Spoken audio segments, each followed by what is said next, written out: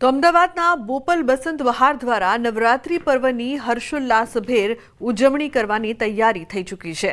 આ માટે pass launching ઇવેન્ટનું આયોજન કરાયું છે, જેમાં એસઆઈટીના એસપી ડોક્ટર શ્રુતિ મહેતાના હસ્તે લોકાર્પણ કરવામાં આવ્યું। આ પાસમાં ભાતીગઢ સંસ્કૃતિની ઝલક જોવા મળી।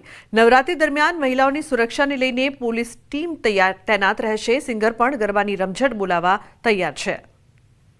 ઉલ્લેખનીય છે કે નવરાત્રી પર્વની હર્ષોલ્લાસભેર ઉજવણી કરવામાં આવી રહી છે। ખાસ કરીને પોલીસની ટીમ પણ તૈનાત રહેશે। બોપલ બસંત બહાર દ્વારા આ ખાસ આયોજન પણ કરવામાં આવ્યું છે।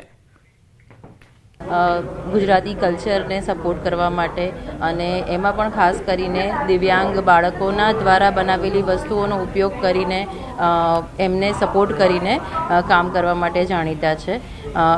તો બસંત બહાર અને મંચ બંનેના સહયોગથી હવે જે નવરાત્રિનું સેલિબ્રેશન બસંત બહાર બોપલ ખાતે થવા જઈ રહ્યું છે, એમાં ખૂબ જ ઉત્સાહથી બધા ભાગ લે અને જે ગુજરાતની પરંપરા છે, ગરબા છે કે જે 9 દિવસ માતાજીની આરાધના માટે આપણે બધા સાથે મળીને રાસ રમીએ છીએ, ગરબા કરીએ છીએ।